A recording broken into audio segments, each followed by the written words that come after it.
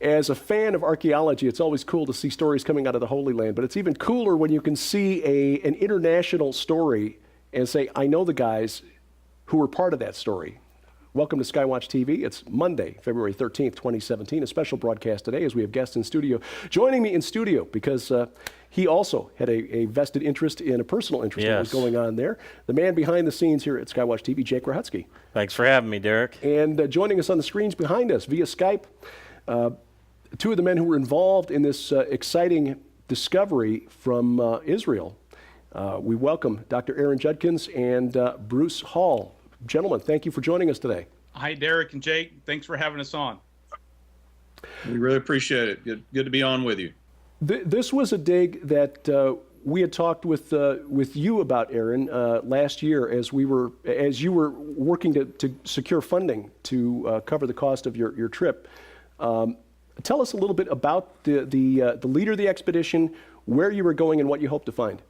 Well, the excavation process is co-directed by Dr. Randall Price. I found out about it through Bruce Hall, my colleague here. We were all in the last project together in the search for Noah's Ark in eastern Turkey on Mount Ararat, which was documented in a film called Finding Noah. Right. And Bruce and I have been in regular contact and become very good friends and colleagues. And Bruce told me about this excavation going on with Dr. Price that was upcoming at the time in Qumran, search for Dead Sea Scrolls in a new cave.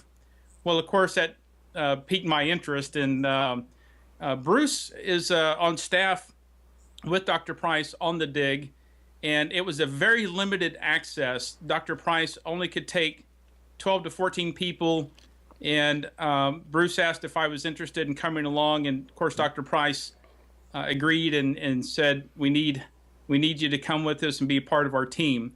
So that's how I got involved on the team, and we all met over in Qumran, which is right near the Dead Sea, on the northwest side of the Dead Sea. This is where they found the Dead Sea Scrolls in 1947. So this is a hugely important work, because we knew that caves 1 through 11 were found over a period of 10 years from 1947 to 1957. And this is where the body of work from the Dead Sea Scrolls came from. And to be able to go search for this new cave that was discovered but had never been excavated just held immense potential for new material. So the fact that we were allowed to be able to be a part of this operation with the Israeli Antiquity Authority called Operation Scroll was very important. So Bruce and I teamed up with Dr. Price to go join him on this dig. Now, Bruce, the announcement by the Israeli Antiquities Authority just came out at the end of last week, and they are calling this now Cave 12. How significant is it to add another cave to the official list of Dead Sea Scrolls, the caves at Qumran? Well, I believe it's incredibly important, because it has been 60 years since another cave has been added to the original 11. And so we're so excited to be a part of that, because people have been looking for other caves with scroll jar scrolls and scroll jars, but no one's been able to come up with them. And the naysayers out there have gone one step further, and they would say they're all found. You'll never find another one. So it's kind of like the naysayers with the King Herod the Great's tomb. They used to say prior to 2006 that King Herod, his tomb would never be found, and of course archaeologists found it in 2006. So now we get to have a little something against the naysayers and say, yes, there is another cave. And so we think that's outstanding. And of course, we hope that there's going to be a 13th cave and a 14th cave, and we hope to be a part of that for years to come. So let me ask you guys, what technology was used to determine this was one of the, how did the process go about of determining this is one of the caves, and what did you anticipate finding inside of this cave? Well, I believe in 1993, the Israeli Antiquity Authority did a cursory survey of the caves in the area. There are some 300 caves in the area, and they knew that there was a potential for other finds, so they did a cursory survey. And then Dr. Price, realizing the potential of other finds in these other caves, really decided, this particular cave would be a good potential to excavate in. No one really knew or thought there would be anything in this cave. Even the Israeli archaeologists were somewhat skeptical about it, but because it's close proximity to Qumran, Dr. Price decided, because he had been there, he decided it was a very good candidate. And, because of the situation in Israel, it's very difficult to get a project like this granted and to get the necessary permission. So the Israeli Antiquity Authority decided to relaunch what they call Operation Scroll, because they noticed some fragments of the Dead Sea Scrolls were showing up on the black market. And look, 300 caves is a lot of caves, and you just can't do it all by yourself. So we were the first foreign team to come in and relaunch Operation Scroll for them. And this particular cave ended up being what we informally called the Cave of the Column, but it was actually designated on the maps as Cave 53. Because of the significance of the findings in this cave, it has now been designated as a scroll cave, and it's been designated as Cave 12. Now, Bruce, what exactly did you find inside the cave? We found everything indicative of a scroll cave, like the other caves, like Cave 3. We found niches where they may have carved out in the side of the cave to put a scroll in. So, of course, we found all the Second Temple period type pots, probably 4 or 5 of them after we get them all assembled. We found the wrappings for the scroll. We call those textiles.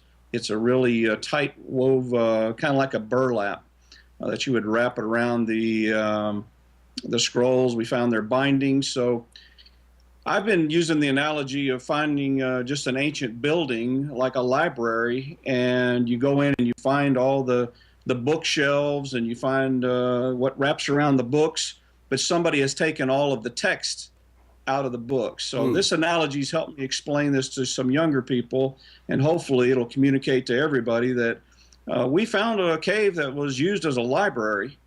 And somewhere along the way, some folks looted out the text or the scrolls with text on them. Now, what makes our cave special is that we are now the only cave that archaeologists has found a scroll that was in a store jar. Of course, the store jar was broken, but we did find it. Now, that scroll did not have any writing on it, but it was being prepared or had been prepared for writing on it for something such as a mezuzah, which is the Jewish way of writing a Deuteronomy or an Exodus scroll and then putting it on the doorpost for them. So this is very Jewish, very easily to make the call that Cave 12 should be included with the other 11 caves. So we're very proud of this find, and just I've been using the word this week of kind of overwhelmed, because we expected to find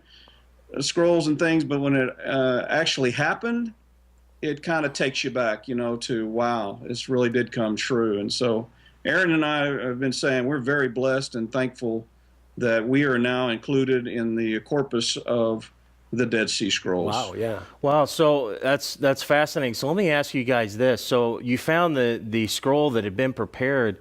What do you think was going on with this? The fact that they took a scroll and then placed it in the cave without any content on it. Like, what is your thinking about maybe how this was put in there, or was it just an accident? Like, what do you think? Well, my thought, Aaron, do you want to address that? Well, I was just going to say, Bruce and I was talking about this very thing this morning, because the scroll is a tiny scroll like Bruce described, which is fits the descriptions of a mezuzah. It's about 2.5 inches long or so, 2.7 inches long, but there was no writing on it. So when the team found this scroll, it was in situ. Now the store jar had been broken, And when Bruce said that we're the only cave that has found this in situ is correct. Even though our cave was looted in the 50s, the reason we think that is because in the back tunnel, as they were digging, we found remains of 2 iron pickaxe head where they were digging. And we think the Bedouins went in there and raided the large scrolls. We know that there was probably at least 3 of the large scroll jars back there. They busted the pots, the jars, took the scrolls, but they're not going to excavate. They're not going to look around, any deeper than that, just what's on the surface. Right. So they never even saw this other side of the cave that had the ceiling had virtually collapsed on this pot. So it broke it. But when we excavated it, when the team excavated it, they realized that there was a scroll there. It was a leather piece of scroll. Now, to answer your question was, it's blank. We took it to the Hebrew University and realized there was no writing on it. But I think this indicates, as Bruce and I were talking about this thing this morning, was that this is probably a new scroll. And this new scroll was either being prepared to have writing on it, such as Deuteronomy or the passage in Exodus, where they would take that and put it on the doorpost. So it was either for that, or it was a brand new scroll and they put it up there so it could dry out and they were going to go back and write on it later. Whatever the purpose was, I think the intent was when they stored those jars and everything up there, they intended to go back to that cave, and they never got to. Do you think? So for this reason, I think the scroll is blank because they can never get back to it. Bruce, if you want to add anything to that. I was thinking about the whole 10th Legion of the Roman army. They would have come from the north. Our cave is on the south side. And it's possible, like what Aaron said, another alternative is they may have had to leave in a hurry. They may have grabbed up what they had in the scriptorium down there in the Qumran community and headed for the hills. And so maybe they had one ready to start riding on. So that may be why they ran up and put them in the hills. It could be that we know from Cave 8 that it used to be maybe a cave they did some writing in, because we found, the archaeologist over time found oil lamps and what have you. So we're all in speculation mode here of why it was blank, but we all agree that it was prepared and it probably would have received some type of biblical writing on it, and probably would have been for a mezuzah or some other type of purpose. Well, as modern thinkers, we have to realize that in the first century, you couldn't just run out to Staples and pick up a pack of 500 scrolls, papyri, ready for writing. You mentioned the 10th Legion, Bruce. Why would that have been significant? Well, for those who know the history of what happened here, between AD 68 and AD 72, the Romans essentially kicked the Jews out of their own country. Yeah. The temple was torn down in AD 70, and so we're very close proximity to Jerusalem there. And then later in 72, just down the beach from this area is Masada, and that fell in 72 AD. Mm-hmm. So somewhere in there, these guys were chased out of their community. And I say these guys because some call them Essenes, some just call them the Qumran community. We don't know exactly who they are. But essentially, these caves were the library that they would stash God's word. They would stash these biblical writings. And it has essentially been the oldest library in the world, and we're able to discern quite a bit. There's been books and volumes written about what has come out of these caves. And so we believe that the scroll we found is interesting in the fact that it didn't have anything on it, but most likely even the looters didn't take it, because we believe there was some cave collapse actually before they made it to it. So we found what they're saying is, from an archaeological standpoint, we found the first scroll in a store jar, which we think is absolutely phenomenal, and thankful for the find. So, being that these caves were preserved and the scrolls were preserved over time, Do you think that when the Romans came in and raided, if they had known about these caves and known about the scrolls, would it have had any value? Well, we don't know why they did that. I don't think the Romans cared anything about Jewish writing, Right. especially the scrolls. They were chasing these, the people out of their homeland, like Bruce said. They basically the community of Qumran separated themselves out of Jerusalem because the temple had been overrun by what they call Gentiles, were the Romans. They said this thing is desecrated. We're separating ourselves out because they had this last days mentality that this was it, man. We're in the last days here. Right. The Romans are here, and we're going to separate ourselves out to the wilderness so we can practice Judaism in a pure form without the idolatry going on. Right. There's a whole thing written about that in the scrolls itself, but we don't know why they hid them up in the caves. I think it was to preserve them, to hide them. I don't think the Romans cared either way about those scrolls. Had they had found them, they probably just would have. I don't think they would have done anything with them. To be honest with you, that's my opinion, because they just didn't care about Jewish history or customs. Right. They were the Romans, and they were going to rule the land, and they did. So we don't understand why they hid them, but whatever that purpose was, for 2,000 years, these scrolls, no one went back to these caves. And for 2,000 years, they sit preserved for a time such as this, from the 1947 and 1957 caves 1 through 11. And then in 2016, 2017 of January this year, we found cave 12 because it is a Dead Sea Scroll cave. That's remarkable because God has really preserved his word, like my colleague Bruce Hall says, God's library for a time such as this, so we can study the scrolls, and now they're available for everyone to see. I guess one last question here as time grows short, and you can each take a turn at this. I think most of us here on this side of the ocean don't really have an understanding of the political sensitivity of the digs at Qumran. This is on the West Bank. So if you could, how difficult was it to get permission from the Israel Antiquities Authority to dig there? And secondly, how much pushback did the Palestinian Authority give to Israel allowing anybody onto what they consider their territory to dig? Yes, it is a very political charged atmosphere there. And I couldn't speak to all of the background. Dr. Randall Price, who actually is the one who put all this together, he's the one that took charge. But I do know that to do this dig and get the permit, we had to have, of course, Israeli archaeologists go with us, and of course they dovetailed their scroll project into our project, which was neat. But we also had Palestinian archaeologists with us digging because of the fact we were digging in Palestinian territory.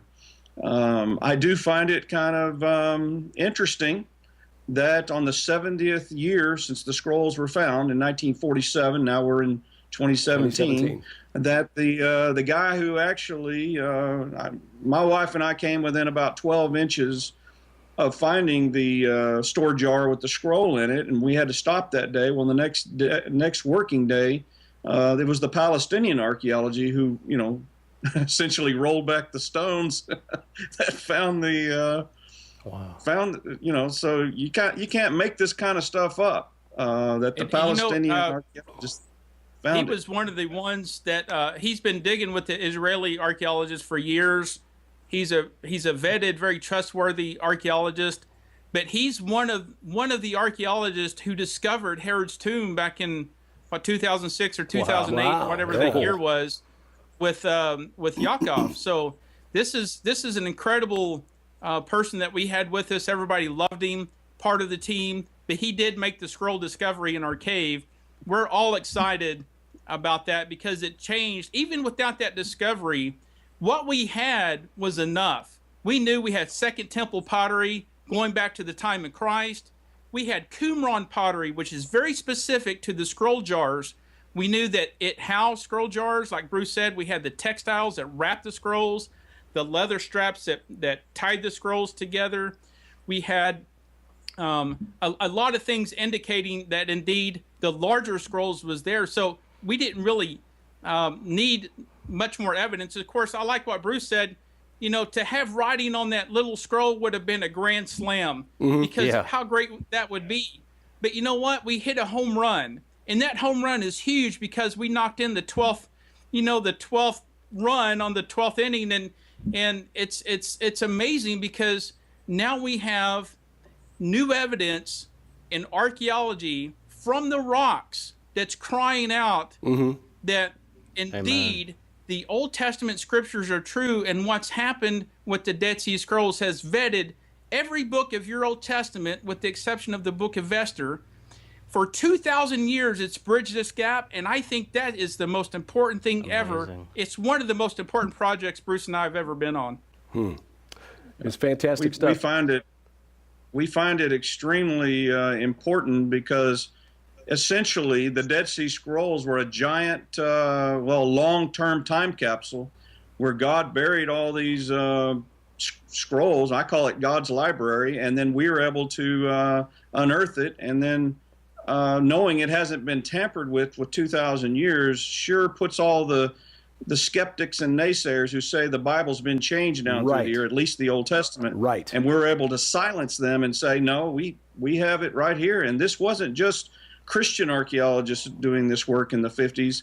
This was a whole, slew of different archaeologists. But let me say this. The excitement level when we found the storage jar with the scroll on it, and we found the other jars, we were just unbelievably excited because we had people coming to the cave, news people, they sent military out, and we're at a very high, fever there with everybody talking about what's going on and people speculating. But it was a time that I will never forget because you're in the moment of history, and that was just spine-tingling for me. And, after all we had been through, we dug for 2.5 weeks and didn't find a thing, basically. All we found was spiders, chiggers, and ticks, So they got those in Israel too, huh? Okay. Yeah, I was bitten all up my left arm. I had a rash on my torso and my arms and my neck, and I was shaking at night. So all the pain that we went through, and Aaron will tell you, he bumped his. Everything in the cave you bump something and it hurts. But it all went away when those store jars and that scroll came out of there, because we were just ecstatic and just absolutely overwhelmed with what's going on, and can count ourselves blessed to just be a part of this. So we thank everybody for listening to this, because this is not just our history. This is Judeo-Christian history, and everybody needs to know about it. Yeah, awesome. That's right.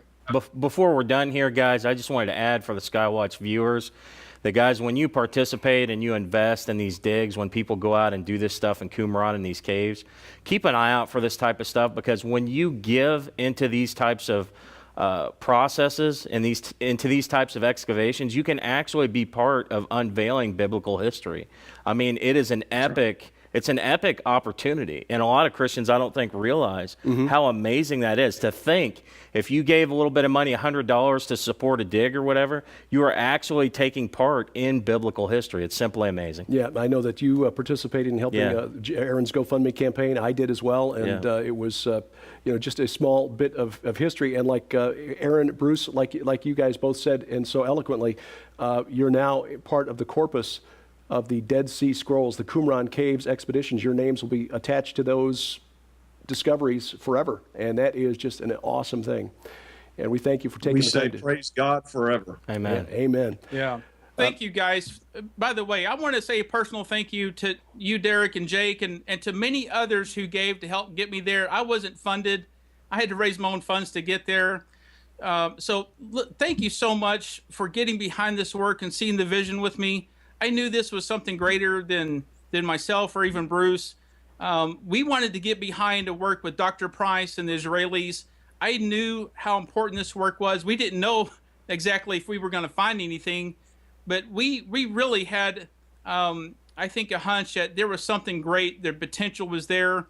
So thank you for helping me get there and making that happen. thanks for all the 50 people who gave to help make that happen. You know, I have a full-time job, and I just don't do this full-time, but one of these days I would love to. And like Bruce said, we have an opportunity in the future to maybe help with the Israelis on the ongoing efforts of Operation Scroll with Dr. Price, and we're ready to go for the next one. Amen.